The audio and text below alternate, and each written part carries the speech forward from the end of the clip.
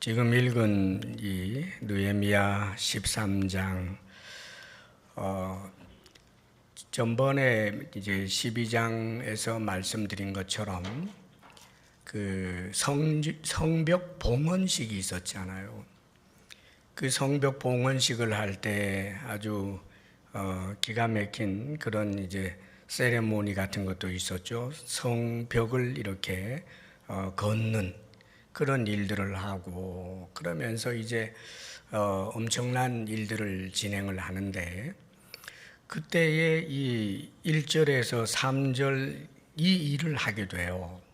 그러니까 성벽을 봉헌하는 그 예식 가운데서 하나님의 말씀을 이제 낭독하고 그 말씀을 듣는 그런 이제 시간이 있었는데, 그 말씀을 낭독을 하는데 이 모세의 책이었어요. 율법서입니다.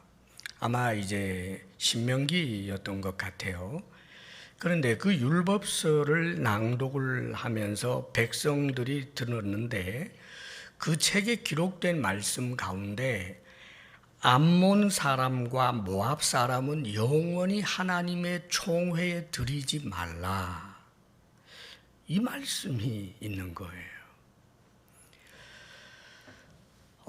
이 모압과 암몬, 이 모압 사람, 암몬 사람은 롯의 아들입니다. 아브라함의 조카 롯. 여러분 좀 성경 읽은 거 기억 좀 해봐요. 창세기에 나오잖아요.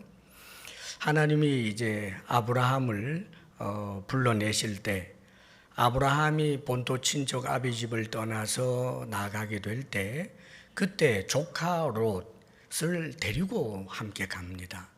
그래서 조카 롯이 이 아브라함과 함께 동행을 하게 되면서 그도 하나님을 경외하는 사람이 되고, 나중에 신약 성경에서 롯에 대해서 말씀해 주시기를 의인이라고 평해 줘요. 그러니까 아브라함 정도는 아니지만 그래도 하나님을 경외하고 소돔성에 살면서 그 소돔의 죄악이 관영한 것을 보면서 의인으로서 마음이 상했던 사람, 그렇게 이제 명명되는 사람이 롯이란 말이에요.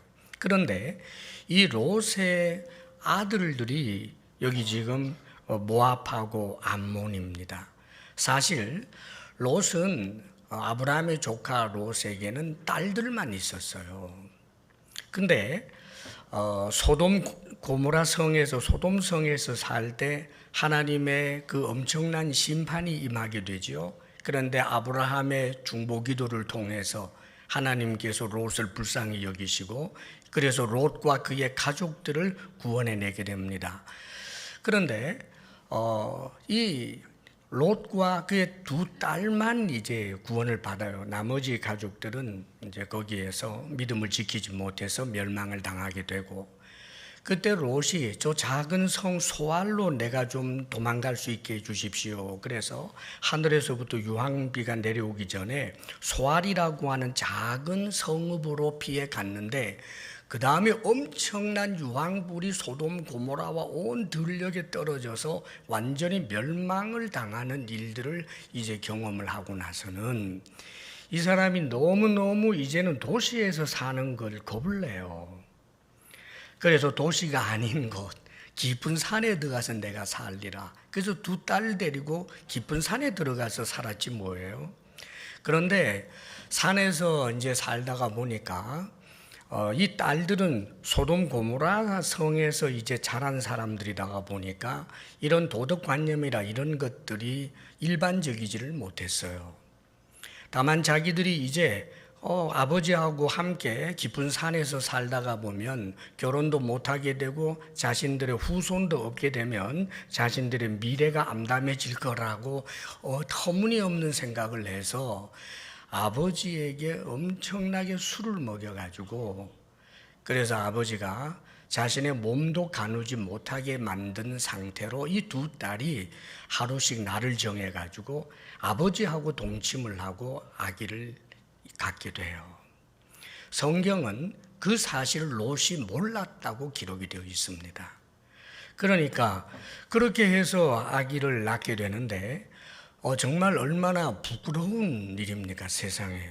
근데 이 이름이요, 모압이라고 하는 이름이 아버지로부터라는 뜻이에요.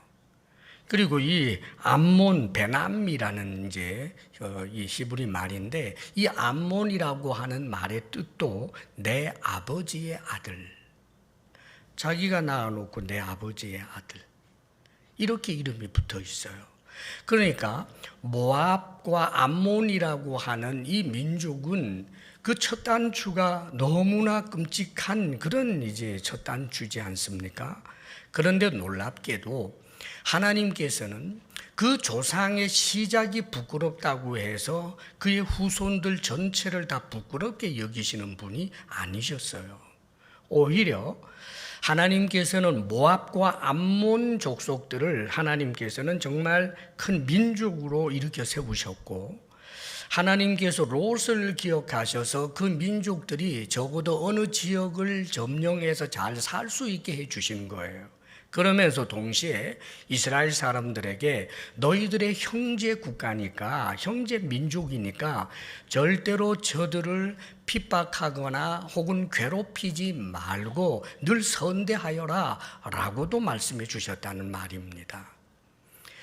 그런데 이렇게 하나님께서 모압과 암몬 사람들에 대하여 선대하는 마음을 가지신 것이 분명히 성경에 있는데, 그런데 신명기에 보게 되면 이들이 모압 암몬 자손은 영원히 하나님의 총회에 들어오지 못한다라고 그렇게 선언하는 말씀이 나와요, 모세를 통해서. 왜 그랬을까? 그 이유가 2절에 있어요. 2절 말씀 우리 함께 읽어봅니다. 다 같이 시작. 이는 그들이 양식과 물로 이스라엘 자손을 영접하지 아니하고 도리어 발람에게 뇌물을 주어 저주하게 하였음이라. 그러나 우리 하나님이 그 저주를 돌이켜 복이 되게 하셨다 하였는지라. 어떤 일이 있었느냐 하면, 이스라엘 사람들이 이집트에서 종으로 살다가 드디어 이제 큰 민족을 이루어서 나오지 않아요? 이제 나오게 되었을 때 적어도 형제 국가이니까 이 모압과 암몬은 이집트에서부터 탈출을 해서 가나안 땅을 향해 가는 그 여정 가운데 이 모압과 암몬 사람들이 사는 지경을 이제 통과하게 되는 거예요. 그러면 정말 양식을 준다든지 물을 준다든지 하는 영접을 해야 마땅한데, 이 영접하지 않고 오히려 냉대를 합니다.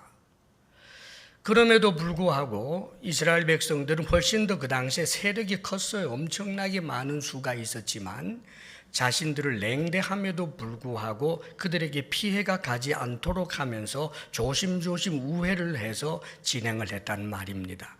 그런데 이들이 거기에서 그치지 않고 이스라엘 사람들, 그 민족을 향하여 저주를 하게 한 거예요. 이 모압 사람이 발람이라고 하는 선지자, 나중에 선지자 가운데 거짓 선지자의 대명사가 발람이라고 하는 사람입니다. 민수기 22장, 23장 이쪽에 보게 되면 나오는데, 어떤 사람이었느냐 하면 놀랍게도 이 발람이라고 하는 사람은 이스라엘 백성이 아닌데도 성령께서 그에게 역사하시면서 예언을 하는 일들이 있게 한 정말 놀라운 그런 선지자예요.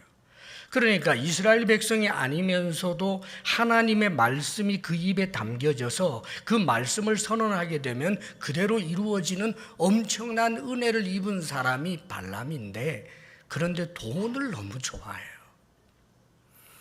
이 모압 사람들이 모압의 왕 발락이라고 하는 그 왕이 엄청난 돈을 주면서 당신이 저주를 하든지 축복을 하든지 그대로 되는 것을 보았다. 그러니까 저 이스라엘 사람들을 좀 저주를 퍼부어서 그 저주가 임하게 해달라고 한 거예요. 그런데 이 발람이 이것은 하나님의 뜻이 아니다라고 하는 것을 알면서도 돈이 좋아서 실제로 이스라엘 백성들이 내려다 보이는 높은 산에 올라가서 저주를 퍼부는데, 저주를 하려고 했는데 입에서 나오는 말은 축복이 되었어요. 다시 또 하면 더 큰 축복이 튀어나오고, 또 저주하려고 입을 열면 더 큰 축복이 터져나오고, 또 다시 저주하려고 하면 더 큰 축복이 터져나오는 4번이나 그 일이 있었어요. 그런데 여기서도 끝내지 않고요. 그랬으면 여러분, 사실은 이 발람이라고 하는 선지자가 아니죠. 나중에 이제 거짓 선지자가 되어버렸는데, 그가 하나님에게 사로잡혀서 이 이스라엘 백성들을 향하여 저주하려다가 축복의 말이 나간 것 가운데 여러분들이 너무나 잘 알고 외우는 말씀 가운데 하나, 민수기에 있는 말씀인데, 하나님은 인생이 아니시니 시건치 아니시고 하나님은 인자가 아니시니 후회가 없음이시미로다. 어찌 하나님이 그 말씀하신 바를 행치 아니하며 하신 말씀을 실행치 아니하시랴. 이 말씀이 얼마나 은혜로운 말씀이에요. 세상에 이 하나님의 말씀이 누구 입에서 나왔다고요? 발람 입에서 나왔어요. 성령께서 발람을 사로잡아가지고 축복의 말씀이 되게 했다는 말입니다. 자, 이 정도 되면 회개해야 되잖아요. 그런데 이 사람이 저주를 하는 것을 실패했지만 그래도 돈은 받고 싶으니까 뭐라고 했느냐 하면, 저 이스라엘 백성들에게 내가 아무리 저주하려고 해도 저주할 방법이 없으니까 저들이 타락하게 해라. 그래서 미디안 사람들하고 동맹을 맺게 하고, 미디안 여자들, 모압 여자들, 이런 여자들, 잘생긴 여인들을 앞세워가지고 그 광야 생활하는 이스라엘 남정네들을 유혹하게 해서 음란에 빠지게 하는 일. 그래서 이스라엘 공동체가 뿌리부터 흔들리게 되는 엄청난 짓을 저지른 이가 누구냐? 이 발람과 모압 사람이었다는 말입니다. 왜 하나님께서 모압과 암몬 족속 이들을 도대체 이스라엘 그 총회에 영원토록 들어올 수 없다라고 했는가? 바로 이 저주를 한 것 때문에 그래요.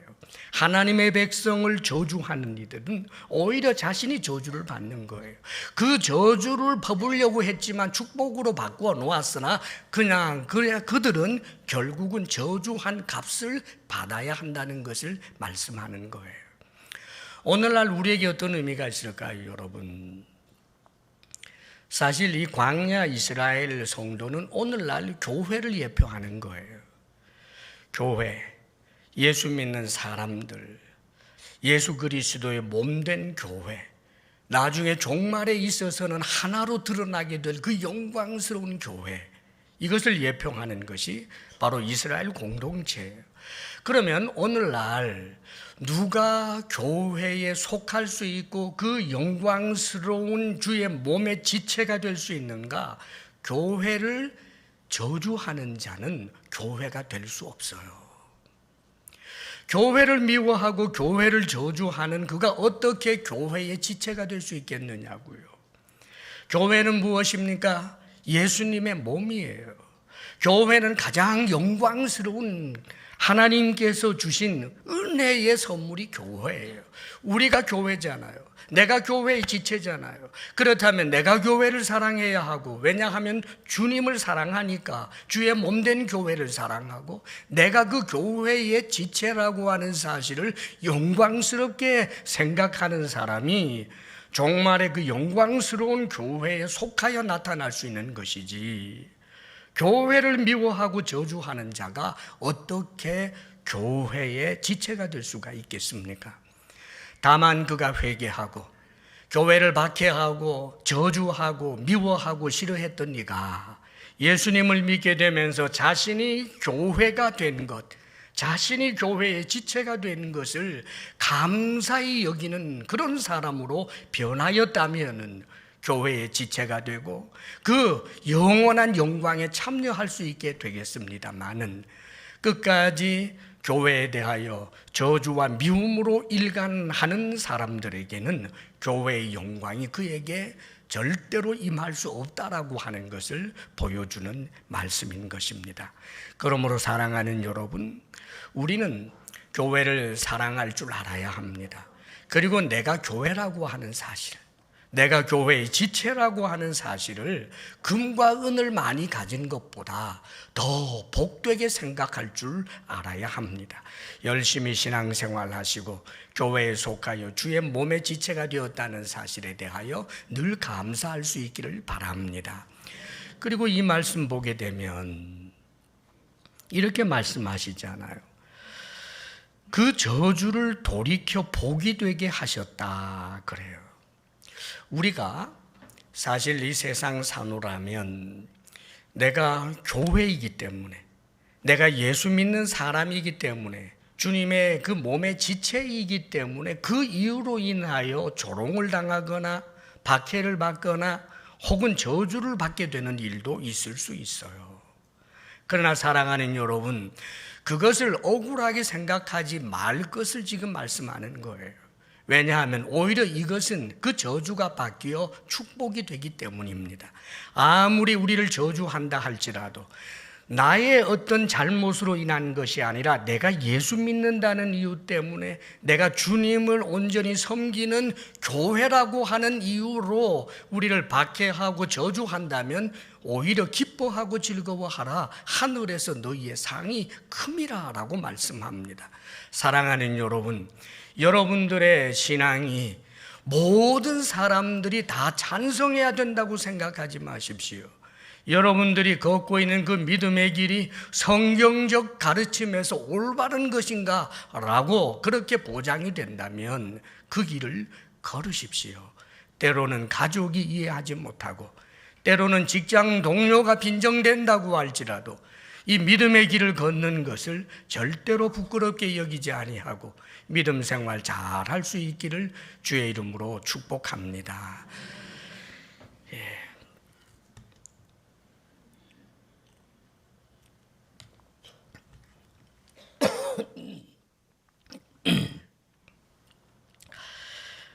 그 다음에 이제 여기 1화 4절에서부터 14절까지 있었던 그 1화가 소개됩니다. 그게 뭐냐면 3절과 4절이 지금 이렇게 같이 놓여 있는데 적어도 12년 이상 차이가 있어요. 이 사건이 일어난 게. 그러니까 모압과 암몬 자손을 이제 그 무리 가운데서 추출하는, 분리해가지고 축출하는 일은 언제 했었느냐 하면 그 성벽 봉헌을 할 때 그 일이 일어났단 말이에요. 그리고 난 다음에 세월이 흘렀어요. 10년이 넘고 그렇게 세월이 흐른 다음에 느헤미야가 원래는 그 페르시아 아닥사스다 왕의 이 술 맡은 관원장이었지 않습니까? 그러니까 아닥사스다 왕에게 굉장히 그 페르시아 왕에게 총애를 입었던 엄청난 그런 고위직 그 신하였어요. 그러다가 하나님을 향한 그 열심 때문에 그 아닥사스다 왕의 허락을 받고 이 기한을 정한 다음에 이 유대 땅에 와서 총독이 되어서 예루살렘 성을 완성을 했다는 말이죠. 자, 이제 완성도 되었고 성도 안정이 되었고 거기에 사람들이 살게 되고 하나님을 향한 그런 제사가 다시 살아나게 되는 그 일이 있고 난 다음에 이 느헤미야가 자신을 파견했던 그 페르시아 왕 아닥사스다를 이제 찾아가게 되는 거예요. 왜냐하면 언제까지 너 거기서 하라라고 하는 기간을 정해줬기 때문에 이제 그 기간이 다 됐나 봐요. 그래서 이제 되돌아가서, 그런데 이제 성경을 보면 이분이 거기 돌아가서 이제 다시 못 온 게 아니고 다시 아닥사스다 왕에게 부탁을 하고 아마 또 기도하고 그랬겠지요. 또 허락을 받아서 다시 오게 되는 거예요. 그래서 갔다가 다시 돌아오는 그 시간이 학자들은 2, 3년은 된 것으로 보고 있습니다. 자, 그런데 여러분, 느헤미야가 그렇게 엄청난 일을 실행을 하고 난 다음에 또 한 10년 동안 그들에게 머물러 있으면서, 그때는 에스라도 함께 있었단 말이죠. 그렇게 해서 이들을 그렇게 세워냈었는데 느헤미야가 잠시 이제 떠나서 그 아닥사스다 왕을 만나러 가서 좀 있었던 그 2, 3년이라고 하는 짧은 시간, 아마 그때는 에스라도, 학사인 에스라도 죽은 것으로 이제 그렇게 학자들은 봅니다. 에스라도 죽었다고 본단 말이에요. 그런데 이 느헤미야가 거기 가 있던 그때에 기가 막힌 일이 일어나 버린 거예요.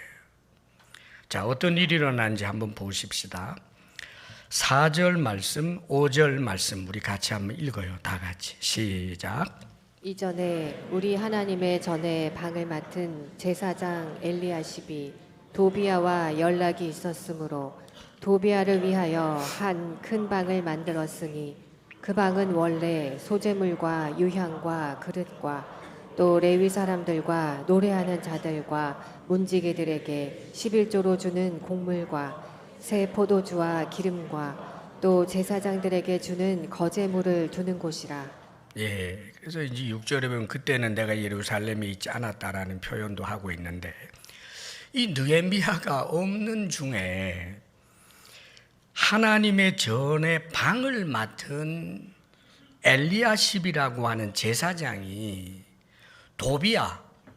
도비야하고 연락을 하면서 이 도비야라고 하는 사람을 위해서 예루살렘 그 성전 안에 있는 방들, 이 엄청난 그 거룩한 방이에요. 이 방에는 소재물을 두고 유향을 두고 제사를 드리기 위하여, 하나님 앞에 성전 제사를 드리기 위하여 필요한 소재물뿐만 아니라 거기에는 그릇들도 거기에 있고, 뿐만 아니라 거제물들, 제사장들에게 넘겨줘야 할 거제물들과 그 다음에 이 제사장과 레위인들에게 줘야 할 11조들을 모아두는, 이스라엘 백성들이 이제 추수를 하게 되면 거두게 되는 그 10분의 1들, 그런 것들을 모아두는 그런 방이란 말입니다. 그런데 세상에 이 방을 전부 다 헐어내고 비워버리고 이 도비야라고 하는 사람에게 준 거예요. 도비야가 누군가? 모압 사람이에요. 불과 그 몇 년 전에 모압 사람들을 여호와의 총회에 드리지 않겠다라고 하면서 추방했잖아요. 그런데 모압 사람 가운데서도 아주 우두머리 산발랏이라고 하는 사마리아 총독하고 작당을 하면서 예루살렘 성벽이 건축되는 것을 그렇게 방해를 하고 느헤미야를 암살을 하려고 하고 사람들을 죽이려고 했던 그 엄청난 적대 세력의 가장 중추적인 인물을 예루살렘 성전 안에 있는 그 거룩한 방에, 일반 유대인들도 거기에는 거처로 정할 수 없는데 그에게 그걸 말하자면 게스트룸처럼 준 거예요. 그것도 아주, 여러분 그 11조를 드리려면 그 얼마나 큰 방이었겠어요. 그걸 통 비워내고 아주 왕궁처럼 쓰라고 도비야에게 줬다는 말입니다. 여러분 이게 상식적으로 이해가 됩니까? 말이 되냐고요. 엄청난 타락이죠. 왜 그렇게 됐을까? 원래 내통을 냈던 사람이에요. 도비야와 산발랏이라고 하는 사람들과 이방 사람들, 대적자들과 더불어 놀랍게도 이스라엘 그 당시에 유력한 제사장들 가운데 혹은 그런 귀족들 가운데서 통혼을 하면서 동맹을 맺고 또 계속해서 교제를 하는 일들이 계속해서 숨어 있었다라고 하는 것이 드러나고 있는 거예요. 그래서 느헤미야가 잠시 가자마자 바로 오세요. 상상할 수 없는. 그러면 무엇을 보았을까? 이 엘리야십이라고 하는 사람에 대해서 성경은, 학자들은 좀 분분해요. 엘리야십이라고 하는 이가 대제사장, 느헤미야에 나와요. 대제사장, 성전 문을 하나를 이제 성벽 문을 이제 수축을 한 사람 엘리야십이다, 대제사장이다, 그렇게 말하기도 하고, 동명이인인 그냥 성전 그 방을 책임지는 사람이다, 이렇게도 이야기하는데, 대제사장이든 제사장이든 무엇인지 간에 하나님의 거룩한 제사장이 이렇게 타락할 수 있느냐고요. 그를 통해서 얻을 것이 있으니까. 도비아를 통해서 얻을 것이 있으니까 거제물로 드리는 것 못 받아도, 저 레위인들이 주는 그 11조를 못 받아도 저 부자 도비아야, 그 도비아라고 하는 사람을 중심으로 하는 그 암몬의 수많은 사람들, 이스라엘 백성들보다 훨씬 더 넉넉한 그 사람들을 통해서 얻을 수 있는 것이 훨씬 더 많으니까,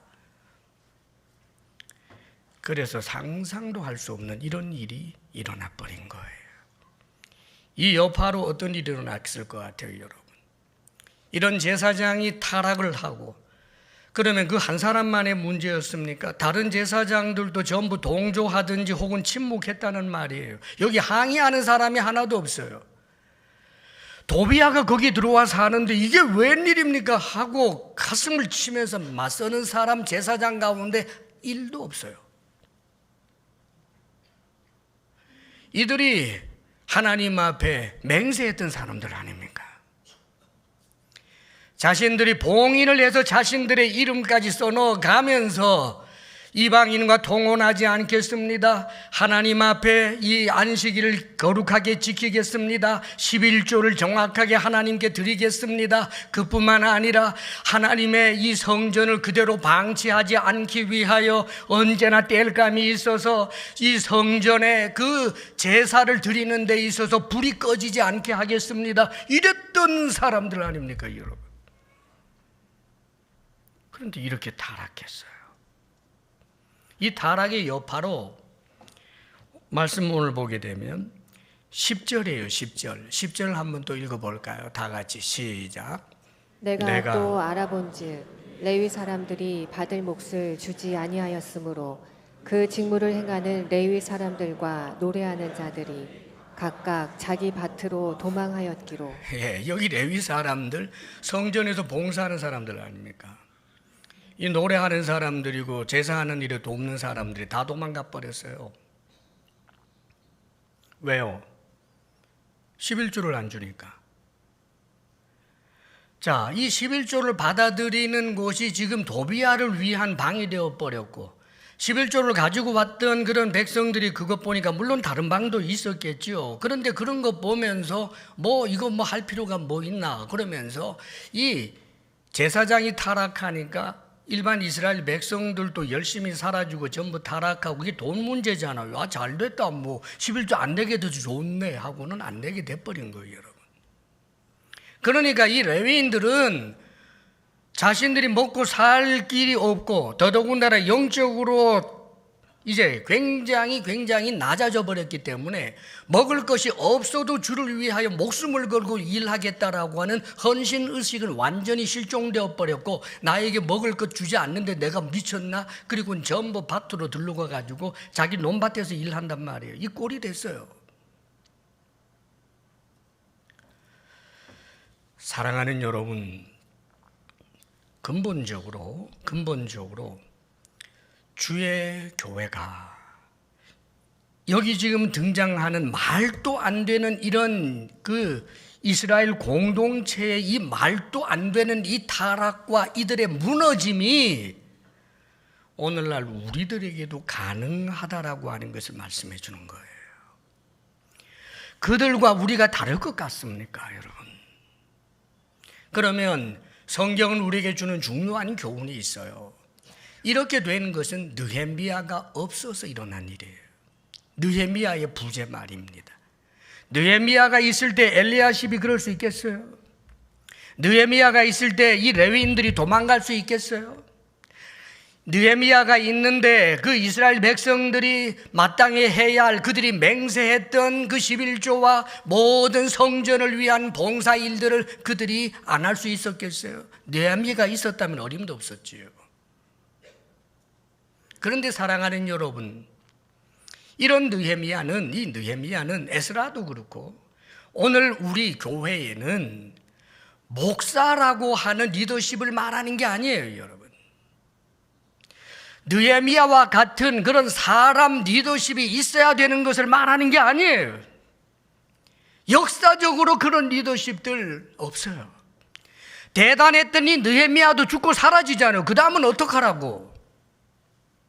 느헤미야가 예표하는 것은 예수님이에요, 여러분. 에스라가 예표하는 것도 예수님, 느헤미야가도 예표하는 것은 예수님이에요. 예수님을 예표하는 에스라가 성전을 완성하지요. 예수님께서 성전을 완성하게 되는 것을 예표하는 인물이에요. 느헤미야가 새 예루살렘 성을 예표하는, 새 예루살렘 성을 완성하게 되는 예수님을 예표하는 인물이 느헤미야예요. 오늘날 우리에게 가장 중요한 것은 내게 느헤미야, 다시 말하면 예수님이 부재되어 있는 것은 아닌가. 내게 예수님을 내가 잃어버리고 있는 것은 아닌가. 예수님의 그 은혜를 잊어버리고 예수님이 너무너무 멀리 있다고 느껴져서 예수님은 느껴지지도 않고 예수님과의 관계에 대해서는 아무런 감흥도 없고 예수님이 아득히 멀어지고 잊혀지다가 보니까 육신의 정욕, 안목의 정욕, 이생의 자랑만 활활 살아나면서 도비야만 크게 보이고 도비야만 멋있게 보이고 도비야에게만 잘 보이면 살만하게 되는 그런 타락이 일어나게 된다는 것을 말씀하고 있는 거예요. 여러분, 사랑하는 여러분, 예수님을 잊지 않고 계십니까? 예수님을, 그분의 그 은혜를, 그 엄청난 은혜를 잊지 않고 계십니까? 예수 그리스도 앞에 날마다 나아갑니까?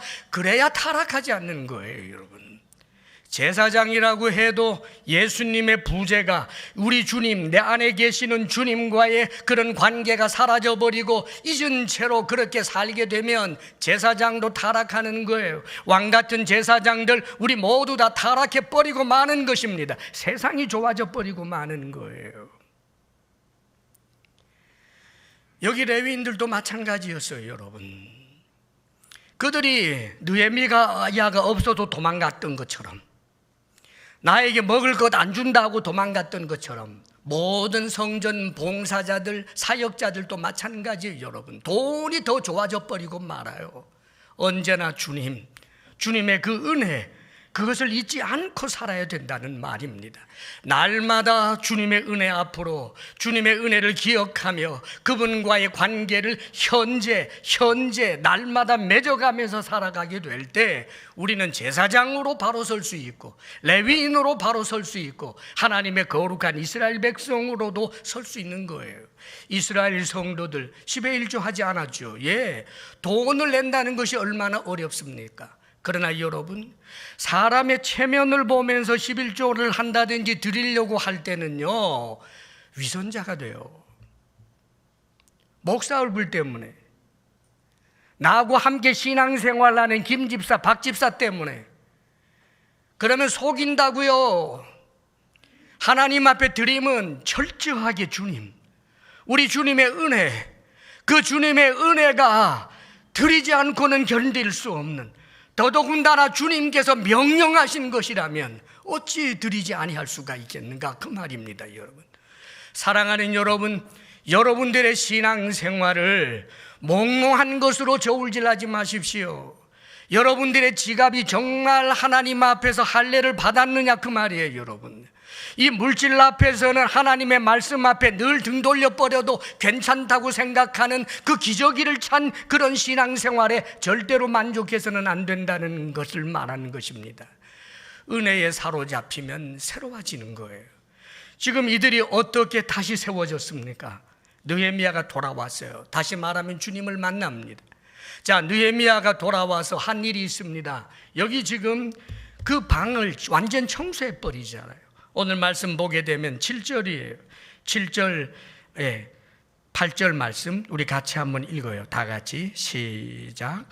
예루살렘에 이르러서야 엘리야십이 도비야를 위하여 하나님의 전뜰에 방을 만든 악한 일을 안지라. 내가 심히 근심하여 도비야의 세간을 그 방 밖으로 다 내어 던지고 9절까지 시작. 명령하여 그 방을 정결하게 하고 하나님의 전의 그릇과 소재물과 유향을 다시 그리로 들여 놓았느니라. 그렇지요. 느헤미야가 돌아와서 이 방을 정결케 하는 일을 했단 말이에요. 다 제자리에 돌려놓았어요. 우리 예수님께서 성전 청결하게 하신 것이 성경에 나오지요. 그 예표하는 거예요. 우리 예수님께서 이제 그 성전을 청결하게 할 때 거기 놀라운 것이 있어요.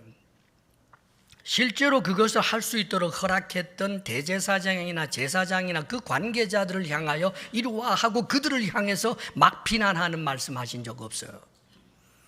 다만 왜 강도의 굴레를 만들었느냐? 만민은 기도하는 집이라고 하였는데 이 하나님의 성전을 왜 강도의 굴렬로 만들었느냐라고 하면서 청결히 합니다. 이것은 무엇을 의미하는 거예요? 성전은 무엇입니까? 하나님의 백성을 말하는 거예요. 성전은 하나님의 백성이라고요. 우리가 하나님의 성전이라고요. 우리가 그리스도의 몸이라는 말입니다. 우리가 정결하게 되는 것은 오직 예수님밖에 없다는 뜻이에요. 예수님께서 결국은 십자가에 못 박혀 죽으시는 그 은혜로 말미암아 우리의 모든 죄가 깨끗함을 받게 되고 하나님 앞에 거룩한 자로 하나님께 받아들여질 수 있는 존재가 되는 것을 말하는 것입니다. 이 은혜를 기억함으로 우리가 우리 자신의 더러움을 날마다 털어내면서 거룩을 지켜내야 되는 거예요. 거룩은 뒤꿈치 들고 조용조용히 걷는 게 거룩이 아니에요, 여러분. 주님의 십자가 구속의 은혜 앞으로 나아가며 날마다 자기를 부인하며 죄를 떨어내며 주님 앞에 충성과 헌신을 결단하는 그 삶이 거룩인 것입니다.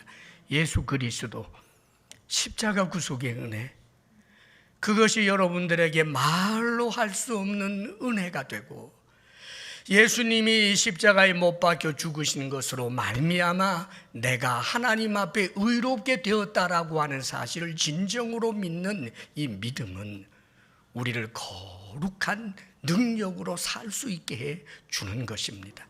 사랑하는 여러분, 하나님 앞에서 이 느헤미야를 통하여 이렇게 새롭게 세운 것, 또 한 가지를 보게 되면 느헤미야가 이번에는 민장들을 꾸짖어요, 여러분. 자, 11절 말씀 우리 한번 또 읽어봐요. 11절 다 같이 시작. 내가 모든 민장들을 꾸짖어 이르기를 하나님의 전이 어찌하여 버림바 되었느냐 하고 그 레위 사람을 불러 모아 다시 제자리에 세웠더니. 누가 꾸짖었습니까? 느헤미야예요. 아마 그때 어떤 사람들이 좀 꾸짖은 사람들이 혹 있을런지도 몰라요. 근데 하나도 안 통했어요. 그런데 느헤미야가 와서 꾸짖으니까 그냥 꼼짝도 못하고 거기에 순복하고 받아들이는 그런 모습이 나와요. 사랑하는 여러분, 그래서 다시 세워진 거예요. 그 꾸지름을 받아들이는 것. 오늘날도 우리 주님께서는 우리가 죄 가운데 행할 때 꾸짖습니다. 선포되는 말씀으로 꾸짖기도 하고 성경을 읽을 때 여러분들에게 찔림을 주시기도 하고 여러분의 양심을 쥐어 흔들어서 꾸짖고 책망하는 일들이 일어납니다. 그것을 수용하게 될 때 사랑하는 여러분, 새롭게 세워지는 거예요. 죄의 낙을 즐기고 있었던 내가 선포되는 하나님의 말씀을 통해서 내가 이렇게 살아서는 안 되지 하며 골방에 들어가 성령을 충만케 하여 주옵소서, 내가 이 습관적인 죄에서부터 벗어나게 하여 주옵소서 하며 주의 은혜를 구하고 눈물로 회개하게 될 때 사랑하는 여러분, 새로워지게 되는 것입니다.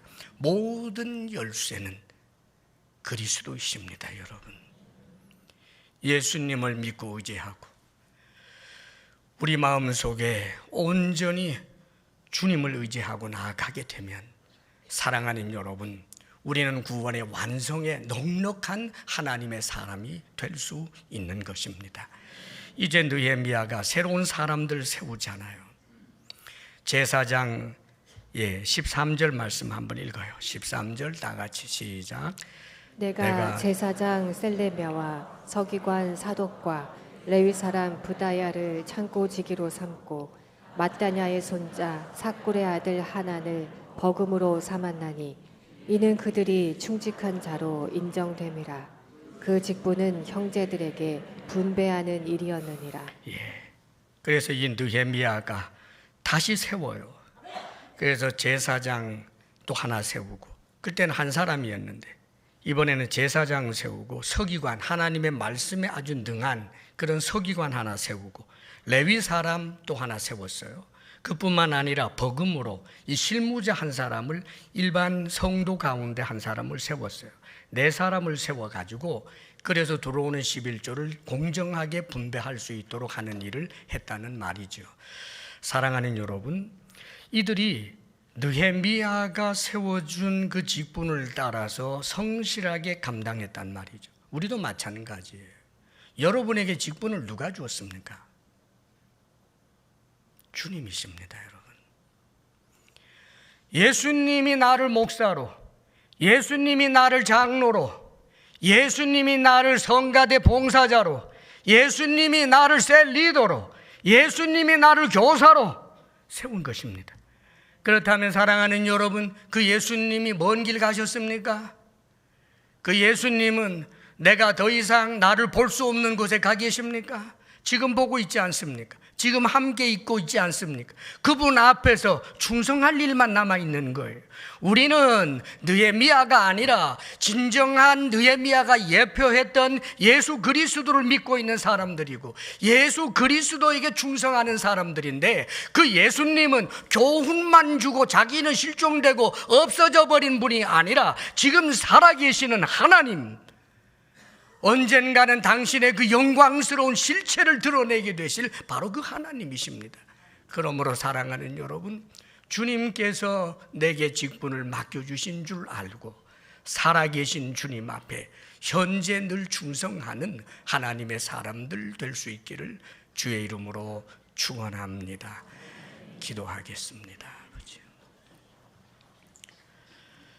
오 하나님, 참으로 그렇게 결심하고 맹세하고 아버지여 임봉까지 하면서 주를 경외하기를 원했던 그 이스라엘 백성들이 아버지 하나님, 느헤미야가 없을 때 쉽게 무너져 버린 모습을 우리가 봅니다. 아버지여, 느헤미야가 예표하는 예수님을 우리가 잠시라도 잊어버리는 바 되지 않게 하여 주옵소서. 그의 은혜를 잊어버리고 그의 살아계심을 잊어버리고 그의 사랑을 잊어버리고 그리하여 도비야만 커 보이는 그런 어리석은 사람들, 돈만 더 좋아 보이는 그런 어리석은 사람들 우리 되지 않게 하여 주옵소서. 우리가 언제나 주님 앞으로 나아감으로 말미암아 새롭게 세움을 입고 날마다 새로워지고 그리하여 아버지여 언젠가 영원한 지체로 하나님 앞에 굳게 서게 하여 주옵소서.